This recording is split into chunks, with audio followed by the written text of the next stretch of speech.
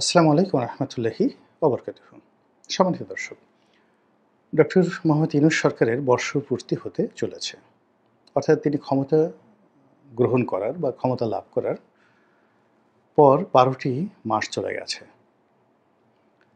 এবং এই ১২টি মাসে তিনি যে কথাগুলো বলেছেন, যে আশ্বাসগুলো দিয়েছেন এবং তিনি তার সরকারের যে কর্মকাণ্ড, সেই কর্মকাণ্ডের যে একটা বৃত্ত তিনি আঁকার চেষ্টা করেছেন, এটি জনগণের মধ্যে সাড়া ফেলতে পারেনি। এবং তার সম্পর্কে মানুষের যে বিশ্বাস ছিল, ভালোবাসা ছিল, আগ্রহ ছিল, এটি এখন রিভার্স হয়ে গেছে। মানে একেবারে উল্টো হয়ে গেছে। যেটা ইতিবাচক ছিল সেটা নেতিবাচক হয়ে গেছে। আর যেটা অকল্পনীয় ছিল সেটা বাস্তব হয়ে গেছে। ফলে কি হলো, তিনি যা কিছু বলছেন বা তার পক্ষ থেকে যা কিছু বলা হচ্ছে, এটা এখন আমাদের এই দেশে বিশ্বাস করার মতো লোক খুঁজে পাওয়া যাচ্ছে না। এবং তার সাথে যারা আছেন, তারা কি কেউ তার পরামর্শদাতা? কেউ কি তার বন্ধু? বা এই সরকারের কোনো একজন ব্যক্তি যার সঙ্গে তিনি ঘন, ঘন বৈঠক করেন, তার পরামর্শ নেন? ডক্টর মোহাম্মদ ইউনূসের কথায় কোনো একজন উপদেষ্টা তার সিদ্ধান্ত পরিবর্তন করেন বা উপদেষ্টার কথায় ডক্টর মোহাম্মদ ইউনূস সিদ্ধান্ত পরিবর্তন করেন, এরকম কোনো নজির আমাদের মধ্যে আমরা দেখতে পাইনি। এখানে সরকারের যারা প্রভাবশালী কয়েকজন উপদেষ্টা রয়েছেন, এরা মূলত প্রভাবশালী হলো মিডিয়াতে এসে কথা বলার কারণে।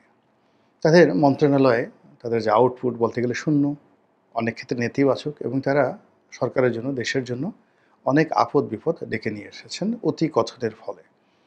তো তারা সেই অতি কথনের কারণে আমরা মনে করি তারা গুরুত্বপূর্ণ। কিন্তু তাদের কারো সঙ্গে ডক্টর ইউনূসের ব্যক্তিগত সম্পর্ক রয়েছে। ডক্টর ইউনূস তাদেরকে বিশ্বাস করেন, রিলাই করেন, কিংবা তারা ডক্টর মোহাম্মদ ইউনূসকে রিপ্রেজেন্ট করেন, আমার কাছে সেটা মনে হয়নি।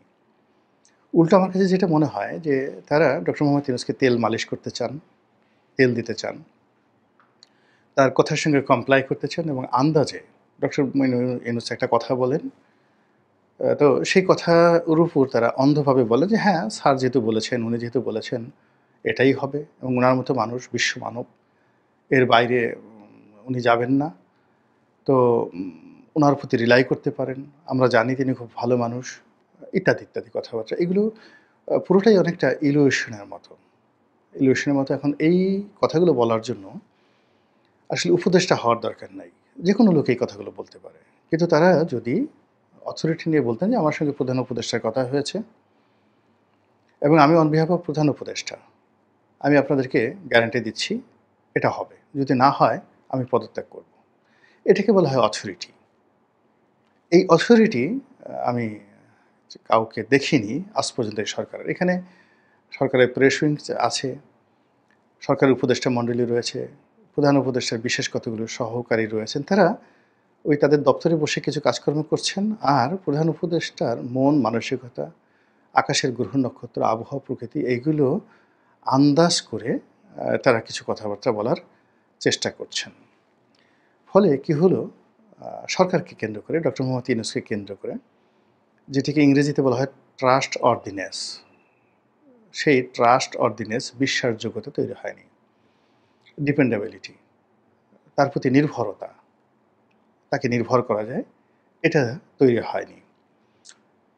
তার লিডারশিপ কোয়ালিটির উপর শ্রদ্ধা এবং আস্থা। ধরুন আপনি একটা লঞ্চে উঠলেন বা একটা নৌকাতে উঠলেন। তো প্রথমত যে আপনি এই নৌকার যে ডিপেন্ডেবিলিটি, এটার উপর আপনি নির্ভর করতে পারেন। তো আপনি সেই অনুযায়ী নৌকাতে উঠলেন। উঠার পরে আপনি নৌকাতে ডানে গেলেন, বামে গেলেন, সামনে গেলেন, পিছনে গেলেন। আপনি দেখলেন যে না, নৌকাটি বেশ ভালো, খুব সুন্দরভাবে চলছে এবং কিছু দূর চলার পরে আপনার একটা আস্থা আসলো যে এই নৌকা করে আমি পদ্মা নদী পাড়ি দিতে পারবো কিংবা গন্তব্যে যেতে পারবো। তো এখন আমি যেটা প্রথমে বললাম যে ট্রাস্ট অর্ডিনেন্স, প্রথম হলো নৌকাটা দেখে আমার বিশ্বাস হতে হবে যে এটাতে চলা যাবে। দ্বিতীয়ত হলো যে ডিপেন্ডেবিলিটি, যে এটার উপর এটা আমার ভর নিতে পারবে। আমি এটার উপর ভর করতে পারবো, এটার উপর বসতে পারবো, চলতে পারবো, এবং আমি চললাম। এরপরে কিছুক্ষণ চলার পর তার প্রতি আমার একটা আস্থা জন্ম নেবে। সেই আস্থা যে জায়গাটি, এটি ডক্টর মোহাম্মদ ইউনূস শূন্য। কেউ তাকে আমলে নিচ্ছেন না। এবং সর্বশেষ যেটা সেটা হলো ভবিষ্যৎ নিয়ে অর্থাৎ গন্তব্য নিয়ে এই আস্থাটা যখন পরিপূর্ণ থাকে তখন একটা শ্রদ্ধার ভাব চলে আসে, রেসপেক্ট। তো এই রেসপেক্ট ছাড়া আসলে কারো প্রতি স্থির থাকা যায় না। স্বামী স্ত্রী বলেন, ছেলে সন্তান পিতা পুত্রের সম্পর্ক বলেন, রাষ্ট্রের সঙ্গে জনগণের সম্পর্ক বলেন, নেতার সঙ্গে কর্মীর সম্পর্ক, নেতার সঙ্গে জনগণের সম্পর্ক, রাষ্ট্রনায়কের সঙ্গে জনগণের সম্পর্ক, এর চূড়ান্ত যে রূপ সেটা হলো শ্রদ্ধা। সেই শ্রদ্ধা থেকেই মানুষ বিশ্বাস করে, অন্ধের মতো বিশ্বাস করে। যখন আপনি কাউকে শ্রদ্ধা করবেন তখন আপনি তাকে বিশ্বাস করবেন, এটি স্বাভাবিক ব্যাপার। তো এখন ডক্টর মোহাম্মদ ইউনূসকে কেন্দ্র করে যে মানুষের যে শ্রদ্ধা, সেই শ্রদ্ধাটা নেই। ফলে তিনি মন থেকে যে কথাগুলো বলছেন হয়তোবা বা তিনি আসলে একটা ডিটারমিনেশন নিয়ে হয়তো একটা কথা বলছেন, সেটা লোকজন ওই শ্রদ্ধাশীল না থাকার কারণে বা শ্রদ্ধার বিষয়টি তিনি জাগ্রত না করতে পারার কারণে কি হচ্ছে, বা আমরা এই জাতি হিসেবে খারাপ, আমরা কাউকে আসলে শ্রদ্ধা করতে পারি না। আমি আসলে এখানে কাউকে ব্লেম করলাম না। বাট ফ্যাক্ট হলো, ঘটনা যে কারণেই হোক, আমরা তাকে এখন আর শ্রদ্ধা করছি না, যেটি উনি ক্ষমতায় আসার আগে আমরা তাদের প্রতি, আওয়ামী লীগের কিছু লোক ছাড়া প্রায় সবাই, পুরো জাতি ১৮ কোটি মানুষের মধ্যে সেই 2 or 3%, মানে আওয়ামী লীগের যারা কট্টরপন্থী লোকজন, যারা ইউনূস সাহেবকে জানতেন, চিনতেন বা চিনতেন না, বা শেখ হাসিনাকে খুশি করতে চাইতেন, এরকম লোক ছাড়া অলমোস্ট 95 to 96% পিপল যারা ওনাকে অন্ধভাবে শ্রদ্ধা করতাম। ঠিক সেই শ্রদ্ধার যে জায়গাটা, আস্থার যে জায়গাটা না হওয়ার কারণে এখন উনি যা কিছু করতে চাচ্ছেন সবই খেলো খেলো হয়ে যাচ্ছে, হাস্যকর হয়ে যাচ্ছে, উটকো হয়ে যাচ্ছে, ঝামেলাপূর্ণ মনে হচ্ছে, অনাহূত মনে হচ্ছে। আর কি বলবো, অপ্রত্যাশিত মনে হচ্ছে, আনএক্সপেক্টেড মনে হচ্ছে, অপ্রয়োজনীয় মনে হচ্ছে, আননেসেসারি মনে হচ্ছে, বিরক্তিকর, অ্যাবনক্সিয়াস। এখানে অ্যাবনক্সিয়াস শব্দটি হলো যে দেখতেও ভালো লাগে না, দুর্গন্ধ বের হয়, তারপর শেষে গা ঘিন ঘিন ঘিন ঘিন করে। এরকম অনেকগুলো জিনিস যদি একসাথে আপনি বোঝাতে চান বিরক্তিকর কোনো বস্তু, সেটাকে আপনি অ্যাবনক্সিয়াস শব্দ দিলে মানে সবচেয়ে ভালো হয়, অ্যাবনক্সিয়াস। তো এরকম ওনার সেই যে কর্মকাণ্ডগুলো, এগুলোর সঙ্গে টক্সিন মানে বিষ যুক্ত হয়ে গেছে। যেমন এখন যদি বলা হয় সংস্কার সংস্কার সংস্কার, তারপর এখন যদি বলা হয় reset button reset button reset button, এখন যদি বলা হয় যে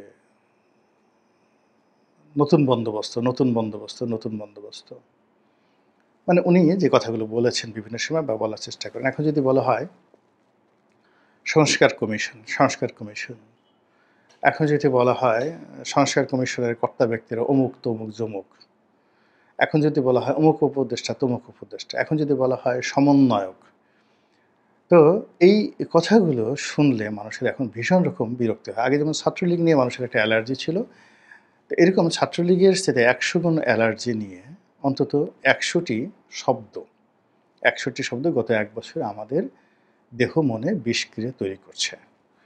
ফলে আমরা সরকারের যে গন্তব্য, সরকারের যে কর্মকাণ্ড, এটার উপর বিশ্বাস এবং আস্থা রাখতে পারছি না। সরকার নির্বাচন আদৌ দিতে পারবে কি পারবে না, দেবে কি দেবে না, দেওয়া উচিত কি উচিত না, হবে কি হবে না, এই সমস্ত বিষয় নিয়ে বিচার বিশ্লেষণ না করে আমরা ঢালাওভাবে বলছি যে ও লোক ক্ষমতার স্বাদ পেয়ে গেছে, ও কি আর যাবে? ও ক্ষমতায় বসে বসে যেভাবে পা ঝুলাচ্ছে, এটা নিচ্ছে ওটা নিচ্ছে, ও থাকবেই। ক্ষমতাকে কেউ কি আর ছাড়ে? যে একবার লঙ্কায় যায় সে রাবণ হবেই। আমরা খুব অভিজ্ঞ এবং যাকে বলা হয় বিজ্ঞ মানুষের মতো একেবারে গ্রামের মানে যারা চা বিক্রি করেন, চা দোকানদার কিংবা রিক্সা চালক, আপনি দেখেন অনেকগুলো সামাজিক মাধ্যমে প্রান্তিক মানুষের সাক্ষাৎকার প্রকাশিত হচ্ছে, এবং সেখানে তারা যেভাবে ডক্টর মোহাম্মদ ইউনূসের শাসনকে মূল্যায়ন করছেন এবং যেভাবে বলছেন, অবাক করা ঘটনা যে আমরাও অনেক সময় অত সুন্দরভাবে এই কথাগুলো বলতে পারবো না। তো আমাদের এই দেশের মানুষের বোধ অনেক বেশি, বুদ্ধি অনেক বেশি, এবং সেখান থেকে তারা ওইভাবে বলছেন না না না এটা হবে না, সে কি আর এই ক্ষমতা ছাড়বে, বরং জীবনের শেষ দিন পর্যন্ত সে জানে এই জাতি প্রতিহিংসা পরায়ণ, আমি ক্ষমতার গদি ছাড়ছে আমার ছাড়বে না। ফরিদপুরের আঞ্চলিক ভাষায় বললাম, ছাড়বে না। আমি ক্ষমতা যদি ছেড়ে দিই আমাকে ছাড়বে না, আমাকে যেভাবে ইচ্ছে সেভাবে ধরবে না, তারপর সে মারবে না, জেলে ঢুকাবে না, তারপরে আরও কিছু করবে না, দরকারটা কি, আমি যতদিন আছি শেষ মুহূর্ত পর্যন্ত থাকবো, তোমরা যা পারো করো, দেখি কি করতে পারো। তো এরকম আমরা নিজেরা এরকম শব্দগুলো বানিয়ে এই ভদ্রলোকের উপর আমরা, ডক্টর মোহাম্মদ ইউনূসের উপর আমরা আরোপ করে তার প্রতি অবিশ্বাস করছি, তাকে অনাস্থায় নিয়ে ফেলেছি এবং তার সমস্ত কর্মকাণ্ডের মধ্যে আমরা টক্সিন খুঁজে পাচ্ছি।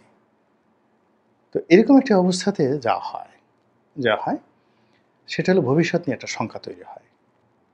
কাজে এই সরকার নির্বাচন কবে হবে, নির্বাচন যে ফেব্রুয়ারি মাসে হবে, বা এই যে আমি এখন ভিডিওটা যখন করছি তখন খুব মানে যাকে বলা হয় মশহুর, যে এই ৪-৫ দিনের মধ্যে বা ২-১ দিনের মধ্যে ডক্টর মোহাম্মদ ইউনূস ঘোষণা দিবেন কবে নির্বাচন হবে, এক্স্যাক্টলি তারিখ দিয়ে দেবেন। হয়তো দেবেন বা দেবেন না আমি জানি না, কিন্তু আমাদের বিশ্বাস হচ্ছে না। এই যেমন একটা শুল্ক, আমেরিকার একটা শুল্ক, যেটা শেষ পর্যন্ত বাংলাদেশের ফেব্রুয়ারি আসলো। ট্রাম্প সরকার যে বাংলাদেশের ব্যাপারে সিদ্ধান্ত নিলেন, শুল্কটা কমিয়ে এনেছেন 15%, কিন্তু এনেছেন বটে, আমরা কিন্তু বিশ্বাস করিনি এবং এখনও পর্যন্ত আমরা নেতিবাচক কথা বলে যাচ্ছি। কি নেতিবাচক কথা বলে যাচ্ছি? সেটি হলো ওই যে কমিয়েছে, 15% কমিয়েছে। তো 15% শুল্ক কমিয়েছে, কিন্তু এই বিমান বিক্রি করার জন্য 25টি বোয়িং কেনার জন্য বাংলাদেশকে বাধ্য করেছে। তারপরে বিনামূল্যে যে গম দিত, সেই গমগুলো এখন সেখান থেকে কেনার জন্য বাংলাদেশকে বাধ্য করেছে। বেশি দাম দিয়ে তুলা কেনার জন্য আমাদেরকে বাধ্য করেছে। আরও গোপনে গোপনে কত কিছু করেছে কে জানে। হয়তো সেন্ট মার্টিন নিয়ে বাংলাদেশে আমেরিকার সঙ্গে পাঠানোর জন্য কী বলেছে, গোপন চুক্তি করেছে। এই জিনিসগুলো আসে মূলত আস্থাহীনতা থেকে, অবিশ্বাস থেকে। তো সেটা এখন তৈরি হয়ে গেছে এবং এই কারণে কি হলো, আমরা ভয় পাচ্ছি। কিসের ভয় পাচ্ছি? রাজনৈতিক দলগুলো, প্রায় শীর্ষ রাজনৈতিক দল এবং অনেক জেলায় শীর্ষ নেতৃবৃন্দ রয়েছেন যারা একসময় ডক্টর মোহাম্মদ ইউনূসের উপর নির্ভর করতেন। যেমন মির্জা ফখরুল সাহেবের মতো একজন ভদ্রলোক মানুষ, মাহমুদুর রহমান মান্না, যিনি ডক্টর মোহাম্মদ ইউনূসের সরাসরি ছাত্র, চট্টগ্রাম বিশ্ববিদ্যালয়ে সরাসরি তার ছাত্র, ডাইরেক্ট স্টুডেন্ট। তো ওনারা শেষক্ষণ পর্যন্ত কিন্তু ওনার প্রতি বিশ্বাস রেখেছেন, আস্থা রেখেছেন, ভদ্রতা বজায় রেখেছেন এবং গুনে গুনে যেটা না বললেই না সে কথাগুলো বলেছেন। কিন্তু ইদানিং তারা বলছেন যে না, হবে না। তারা বলছে ১-১-১১-র গন্ধ পাচ্ছে, আর একটা ১-১১ হতে পারে এবং সেরকম লক্ষণ দেখা যাচ্ছে। যে মানুষগুলো ক্ষমতা নেবে বলে কখনই মনে হয়নি, এখন মনে হচ্ছে তারা ক্ষমতালোভী, তারা ক্ষমতায় থেকে যেতে চাচ্ছে বা আগামীতে তারা ক্ষমতা নিতে চাচ্ছে। দেশে একটা নতুন ১-১১ পদধ্বনি শোনা যাচ্ছে এবং নানা রকম স্পেকুলেশন আমাদেরকে আবিষ্ট করে রেখেছে, আমাদেরকে ভয় দেখাচ্ছে, আমাদেরকে আতঙ্কগ্রস্ত করে ফেলেছে। অনেকগুলো যাকে বলা হয় আতঙ্ক উল্কাপিণ্ডের মতো ধেয়ে আসছে এবং এর ফলে কি হচ্ছে, নির্বাচন নিয়ে, গণতন্ত্র নিয়ে আমাদের যে বিশ্বাস, সেই বিশ্বাসটা ধ্বংস হয়ে যাচ্ছে। আর ১-১১-র মতো বীভৎস, ১-১১-র মতো একটি মানে যাকে বলা হয় আতঙ্কের শাসন, একটি সামরিক শাসন, একটি সেমি সামরিক শাসন, একটি জরুরি অবস্থা ইত্যাদি অতীতে বহুবার হয়েছে আমাদের দেশে। ফলে আমরা ওই আতঙ্কগুলো আবার অনুভব করছি। ভবিষ্যৎ কী হবে একমাত্র আল্লাহ ভালো জানেন। মহান আল্লাহর নিকট প্রার্থনা, তিনি এই অভাগা দেশ এবং জাতিটিকে রক্ষা করুন, তার অলৌকিক ক্ষমতা দ্বারা, এবং আমাদের মধ্য থেকে নেতা তৈরি করে দিন, যেই নেতা বিভিন্ন সময় তিনি বিভিন্ন জাতিগোষ্ঠীকে দান করেছেন এবং সেই নেতার মাধ্যমে সেই জাতিগোষ্ঠী অনাদিকাল থেকে শুরু করে একেবারে সেই কিয়ামত পর্যন্ত এই পৃথিবীর বুকে সম্মানিত জাতিগোষ্ঠী হিসেবে চিহ্নিত হবেন।